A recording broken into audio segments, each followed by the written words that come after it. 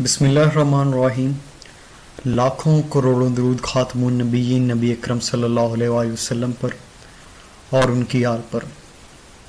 Non parametric methods में ये हमारा आज का जो लेक्चर है ये रन्स टेस्ट के ऊपर है। रन्स टेस्ट जो है ये इसको डिफरेंट सब्जेक्ट्स में भी पढ़ाया जाता है, इकोनोमेट्रिक्स में भी, टाइम सीरीज़ में भी, और इसके अलावा और भी कुछ क्वालिटी कंट्रोल जो है एक सब्जेक्ट उसके अंदर भी पढ़ाया जाता है। बेसिकली जो है रन टेस्ट जो है ये टेस्ट करता है डाटा के अंदर रैंडमनेस, कि डाटा जो है ये रैंडमली डिस्ट्रीब्यूटेड है या नहीं है।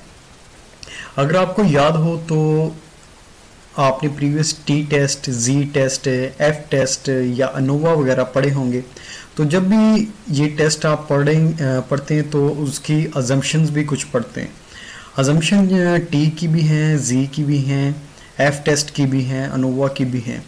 तो मोस्टली जो है इन अजम्पशंस में टॉप पे जो अजम्पशन लिखी होती है वो ये होती है कि डाटा इज़ रैंडमली डिस्ट्रीब्यूटेड या वैल्यूज़ आर सिलेक्टेड रैंडमली, यानी कि जो भी डाटा होगा टी के लिए या जी टेस्ट के लिए जो हम अप्लाई करने जा रहे हैं वो डाटा जो है वो रैंडमली डिस्ट्रीब्यूटेड होना चाहिए। तो डाटा को चेक करने के लिए कि डाटा के वो आया कि रैंडमली डिस्ट्रीब्यूटेड है, डाटा जो है रैंडमली सिलेक्ट किया गया है या नहीं किया गया है, तो इसके लिए जो टेस्ट यूज़ होता है वो है रन टेस्ट। रन टेस्ट जो है ये एक नॉन पैरामेट्रिक टेस्ट है। इससे पहले जो हमने टेस्ट पढ़े हैं वो ऑल्टरनेटिव्स थे, कुछ टी टेस्ट के, कुछ जी टेस्ट के, कुछ टी पेयर्ड ऑब्जर्वेशन या 1 सैंपल या 2 सैंपल के लिए। यहाँ पर जो रन टेस्ट है ये मीडियन के लिहाज से ही इसको भी हम करेंगे, और कुछ टेस्ट जो हैं वो बगैर मीडियन वैल्यूज़ के भी सॉल्व होते हैं। हमारा जो एजेंडा है उसमें हम सबसे पहले हम पर्पस ऑफ टेस्ट वो पढ़ेंगे कि इस टेस्ट का पर्पस क्या है। बेसिकली तो मैं पर्पस अभी थोड़ा सा एक्सप्लेन कर चुका हूँ कि हम रन टेस्ट को हम क्यों यूज़ करते हैं। उसके बाद है अंडरस्टैंडिंग बेसिक्स जो है, फॉर्मूला है, एक क्वेश्चन है वो करेंगे, और उसके बाद टेबल जो है जिसके ज़रिए से हम क्रिटिकल वैल्यू को कैलकुलेट करेंगे वो भी गिवन है। और उसके बाद जो है लास्ट पे इसकी जो अदर एप्लीकेशन या यूजेस जो हैं वो हम स्टडी करेंगे। सबसे पहले जो पर्पस है कि रन टेस्ट को हम इसका पर्पस क्या है इसका इस्तेमाल करने का। Quite often in research we may be interested in finding out whether the sample is drawn at random। वही चीज़ है जो एक्सप्लेन मैंने की गई कि डाटा को जस्ट चेक करने के लिए सैंपल जो है ये रैंडमली सिलेक्ट किया गया है या सैंपल की वैल्यूज जो है वो रैंडमली सिलेक्ट की गई हैं या नहीं की गई हैं। समटाइम ये होता है कि जिस तरह कह लें कि एक क्लास में अगर एक कोई टीचर आए तो वो टेस्ट लेना चाहे कि 5-7 स्टूडेंट्स का जस्ट पूरी क्लास की बजाय, तो वो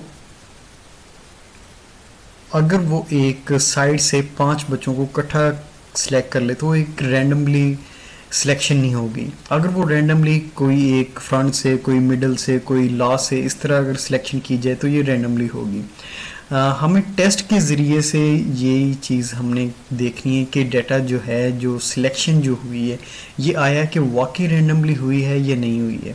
ये चीज़ जो है ये रन टेस्ट हमें बताएगा।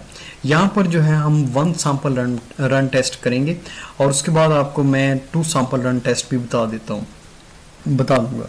अच्छा, रन जो है ये एक टर्मिनोलॉजी है, इसका मतलब ये है सीरीज ऑफ लाइक आइटम्स, यानी कि एक तरह की जो आइटम्स होंगी उनकी जो सीरीज होगी। अभी जिस तरह मैंने एक एग्जांपल बताई है कि जी एक टीचर आ गया, उसने टेस्ट लेना चाहा क्लास के अंदर, उसने 5 स्टूडेंट जो है एक ही रो से अगर सिलेक्ट कर ली या एक ही साइड से सिलेक्ट किए गए, ये एक लाइक आइटम्स हो सकती हैं। पॉसिबल है कि जो फ्रंट पे स्टूडेंट बैठे हुए हैं वो एक ही ग्रुप के हों, एक ही ग्रुप में क्लास में जो स्टूडेंट्स होते हैं वो एक जैसे ज़्यादातर होते हैं कि like things attract each other, कि जो एक तरह के स्टूडेंट्स होते हैं उनका आपस में ग्रुप बना होता है। पॉसिबल है कि टीचर ने वही उठा लिया हो, यानी कि रैंडमनेस नहीं आएगी उनकी टेस्ट वगैरह के अंदर।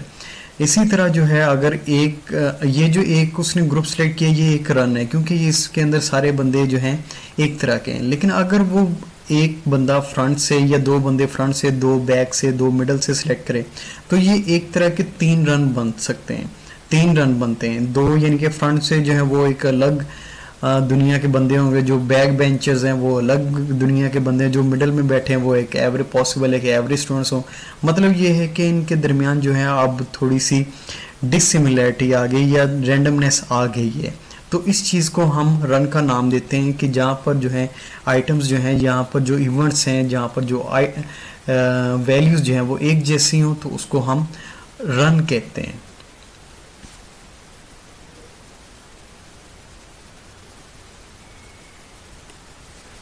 अच्छा, अब एक एग्जांपल यहाँ पर है कि हेड और टेल की, कि एक कॉइन को हमने टॉस किया। कॉइन को हमने टॉस किया, पहले हेड आया तो फिर भी है, दूसरी दफ़ा किया तो अगेन हेड आया, तो ये एक रन हो गया। यानी कि पहली दफ़ा किया हेड, दूसरी दफ़ा किया फिर हेड, तीसरी दफ़ा किया तो टेल। यहाँ पर जो है ये डेटा की जो है सीरीज़ चेंज हो रही है, यानी कि पहले हेड हेड आ रहा था, अब यहाँ पर टेल शुरू हो गया। तो यहाँ पर जो पहले हेड हेड आएगा ये एक कंप्लीट रन है। उसके बाद जो है इसकी डेटा की जो डिस्ट्रीब्यूशन है, डेटा की जो वैल्यूज़ हैं वो चेंज हो गई हैं। अब सेकंड पे जब टेल टेल आना शुरू हुआ, दैट इज़ सेकंड रन। उसके बाद फिर जब टॉस किया तो हेड हेड आने शुरू हो गए, तो ये एक अलग रन हो गया। तो उसके बाद किया तो टेल आ गया, ये एक अलग रन है। तो उसके बाद फिर किया तो हेड आ गया। अच्छा, जो एक कंप्लीट रन है इसके अंदर एक वैल्यू भी हो सकती है, एक से ज़्यादा भी वैल्यूज़ हो सकती हैं, एनी नंबर ऑफ वैल्यूज़ 1 और ग्रेटर। अब यहाँ पर जिस तरह देखें, फर्स्ट रन के अंदर 2 वैल्यूज़ थी, सेकंड में 2 है, थर्ड के अंदर 4 वैल्यूज़ आ गई, फोर्थ रन है उसके अंदर 1 वैल्यू, और फिफ्थ रन है उसके अंदर भी जस्ट 1 वैल्यू है। इसी तरह अगर कॉइन को दोबारा 8 टाइम्स या 10 टाइम्स टॉस किया तो आप सेकंड एग्जांपल में दे सकते हैं, यहाँ पर जस्ट 2 रन्स बन रहे हैं कि फर्स्ट टाइम जो टॉस किए गए थे चारों दफ़ा हेड आ गया, अगली दफ़ा किया तो फिर टेल आ गया, यानी कि जस्ट 2 रन है। 8 दफ़ा टॉस किया था, पहले 4 के 4 हेड, दूसरी दफ़ा किया तो 4 के 4 टेल आ गए। यहाँ पर ये जो है ये 2 ग्रुप्स जस्ट बन रहे हैं, इनको हम कहते हैं रन्स। यहाँ पर 2 रन्स हैं, इसको वैल्यूज़ को हम NR से नोट करते हैं, और जो फर्स्ट वैल्यूज़ हैं उसको हम N1 से नोट करते हैं, और जो सेकंड वैल्यूज़ है यानी कि सेकंड रन जो है डिफरेंट है। जिस तरह हेड वाला है यहाँ पर 1 रन है, इसको हम N1 कह सकते हैं, और ये मिडिल वाले टेबल में। और जो सेकंड वाला रन है यहाँ पर भी जो है टेल 1 टाइम है, टेल जो है टेल के लिए एक ही रन है, तो यहाँ पर भी N2, यहाँ पर N2 की वैल्यू जो है वो भी 1 होगी। अगर आपको फर्स्ट टेबल से दोबारा एक दफ़ा समझा देता हूँ कि N1 और N2 की वैल्यूज़ क्या होंगी या NR की वैल्यूज़ क्या होंगी, ये हमारे फार्मूला में या टेस्ट स्टैटिस्टिक में यूज़ होंगी। अब यहाँ पर जो है N1 यानी कि total number of similar objects, N2 जो है total number of other similar objects. अब यहाँ पर हेड हेड वाले सिमिलर रन्स कितने, 1, 3, 5, ये जो हैं लिखे हुए हैं, ये टोटल बन रहे हैं। पहले के अंदर 2 हेड, तीसरे के अंदर 4 हेड, और पांचवें के अंदर 1 हेड, यानी कि टोटल हो गए 4 और 3 7, यानी कि N1 की वैल्यू होगी 7। अब N2 की वैल्यू यानी कि total number of tails, total number of tails यहाँ पर आई थी 3, यानी कि N2 की वैल्यू आ गई 3, और NR यानी कि टोटल नंबर ऑफ रन्स हैं वो हैं 5। इस तरह आपने ये सिलेक्ट करने हैं। अच्छा, N1 और N2 की वैल्यू जब आप सिलेक्ट कर लेंगे तो उसके बाद जो है उसको आपने टेबल में देखना है कि आया कि जो NR की वैल्यू है वो इसके बिटवीन में आ रही है कि नहीं आ रही। अगर जो वैल्यू है वो इसके बिटवीन के आ गई है, फॉर एग्जांपल यहाँ पर देखें, अगर फर्स्ट वैल्यू जो है 4 है, दूसरी वैल्यू अगर 5 है, तो 2 और 9 की वैल्यू क्रिटिकल वैल्यू आ रही है। तो 2 और 9 के दरमियान अगर NR की वैल्यू आ रही होगी तब आप इसको एक्सेप्ट करेंगे, अदरवाइज रिजेक्ट करेंगे। सबसे पहले अच्छा, प्रॉब्लम जब आप सॉल्व करेंगे एक क्वेश्चन जो है, सबसे पहले नल हाइपोथेसिस बनाना है। नल हाइपोथेसिस में कि डेटा इज रैंडमली डिस्ट्रीब्यूटेड, और अल्टरनेटिव हाइपोथेसिस ये होगा कि data is not randomly distributed. उसके बाद सेकंड स्टेप में अल्फा की वैल्यू जो भी होगी, ये जो टेबल है ये 5% के लिए गिवन है। इसके डिफरेंट टेबल्स हैं लेकिन मोस्टली जो यूज़ होता है वो 5% लेवल ऑफ सिग्निफिकेंस है। 5% के लिए ये जो टेबल है, सेकंड स्टेप जो है 5% जब आप सिलेक्ट करेंगे तब ये टेबल यूज़ होगा। थर्ड स्टेप में टेस्ट स्टैटिस्टिक। टेस्ट स्टैटिस्टिक में आप क्या करेंगे कि जी मीडियन कैलकुलेट करेंगे डेटा का, डाटा का मीडियन कैलकुलेट करने के बाद जो वैल्यूज़ होंगी वो देखेंगे कि जो मीडियन से लेस होगी उसको एक माइनस साइन दे दें, जो प्लस की जो मीडियन से ग्रेटर होगी उसको आप प्लस का साइन दे दें, जो मीडियन के इक्वल आ जाए उसको आप ज़ीरो रहने दें, उसको यानी कि कोई साइन नहीं देना। इसी तरह जब माइनस माइनस या प्लस प्लस आता रहेगा तो यहाँ पर आप रन्स देख सकते हैं कि कितने रन्स जो हैं, कितनी सिमिलैरिटीज़ या कितनी डिससिमिलैरिटीज़ आ रही हैं। नेक्स्ट पेज पे एग्जांपल है, उससे आपको ये अंदाज़ा होगा। यहाँ पर ये जो है 20 एक वैल्यूज़ हैं, 20 मीन वैल्यूज़ हैं एक सैम्पल की, और ये मीन वैल्यूज़ हैं इसके अंदर 10 वैल्यूज़ की, यानी कि 10 वैल्यूज़ के सैम्पल थे, 20 सैम्पल थे और उनका मीन कैलकुलेट करके यहाँ पर वैल्यूज़ लिखी गई हैं और उनका हमने जस्ट ये चेक करना है कि डाटा इज रैंडमली डिस्ट्रीब्यूटेड है या नहीं है। फर्स्ट स्टेप में जस्ट हाइपोथेसिस डिफाइन किया गया है, सेकंड में अल्फा की वैल्यू, थर्ड स्टेप में हमने इसका मीडियन कैलकुलेट किया था और मीडियन की वैल्यू आई थी 13.05। अब इसके लिहाज से हमने देखना है कि जो वैल्यूज़ जो हैं इससे लेस होंगी उसके जगह हमने माइनस साइन लगा देना है और जो वैल्यू इससे ग्रेटर होंगी उसके लिए हमने प्लस साइन लगा देना है। फर्स्ट वैल्यू जो है इससे लेस है, सेकंड भी लेस है, थर्ड भी लेस है, फोर्थ भी लेस है। चार वैल्यूज़ पहले की चारों ये कम है तो इसकी जगह हमने माइनस का साइन लगा दिया है। उसके बाद वैल्यू 13.1 आई थी, ये हमारी मीडियन वैल्यू से ज़्यादा थी तो इसकी जगह हमने प्लस का साइन लगा दिया। इसी तरह हमने पूरी सीरीज़ को हमने कंप्लीट कर लेना और 20 हमारे पास यहाँ पर साइन आ गए, कोई भी वैल्यू ऐसी नहीं थी जो मीडियन के इक्वल हो। यहाँ पर जो है n1 वो वैल्यूज़ यानी कि जो माइनस हो यानी मीडियन से लेस हो वो आपने काउंट करनी है, वो है साइन यानी कि 10 है, वो n1 is equal to 10, n2 is equal to वो भी 10 है यानी कि प्लस का साइंस, और उसके बाद जो है नंबर ऑफ रन्स यानी कि कितनी दफ़ा सीरीज़ चेंज हो रही है। पहले माइनस का साइन था ये 1, उसके बाद प्लस आया ये 2, उसके बाद फिर माइनस आता रहा ये थर्ड सीरीज़, उसके बाद फिर प्लस का साइन आता रहा ये फोर्थ सीरीज़, उसके बाद माइनस का साइन आया ये फिफ्थ सीरीज़ और उसके बाद जो है फिर प्लस का साइन आया ये है 6, यानी कि एन आर की वैल्यू जो है वो 6 आ गई है। अब यहाँ पर आपने देखना है कि जी ये जो वैल्यूज़ हैं अच्छा ये टेबल आपने तब यूज़ करना है जब आपके पास n1 या n2 दोनों की वैल्यू जो है 10 या उससे कम हो। अगर किसी एक की भी वैल्यू 10 से ग्रेटर आ जाए तब हम सेकंड मेथड की तरफ मूव करेंगे। अब n1 और n2 की वैल्यू जो है अगर आप टेबल से देखें तो ये वैल्यू आएगी 6 and 16। अच्छा ये टेबल जो है ये आपकी शेर मोहम्मद चौधरी की बुक से मैंने लिया है, आई थिंक 499 या 498 या 500 पेज के ऊपर ये गिवन है, वहाँ से आप देख सकते हैं। ये फार्मूले भी जो लिखे हुए हैं ये भी बुक के ऊपर लिखे हुए हैं। अच्छा यहाँ पर हमने देखा वैल्यू 6 और 16, अगर इनके बिटवीन में के इनके दरमियान में वैल्यूज़ आ रही है एन आर की तब हम एक्सेप्ट करेंगे, otherwise we will reject h0। अब हमारी जो वैल्यू है ये है 6 जो कि इसके दरमियान में नहीं है, तो हम क्या करेंगे, conclusion since the observe value N R is equal to 6 falls in the critical region so we reject null hypothesis, हम हाइपोथेसिस को रिजेक्ट कर देंगे जो कि हमारा बयान हाइपोथेसिस बयान कर रहा था कि mean values are randomly distributed. इसका मतलब जो है हमारी जो वैल्यूज़ हैं वो रैंडमली डिस्ट्रीब्यूटेड नहीं है। ये हमारा जो है वन सैंपल के लिए टेस्ट था, रन टेस्ट।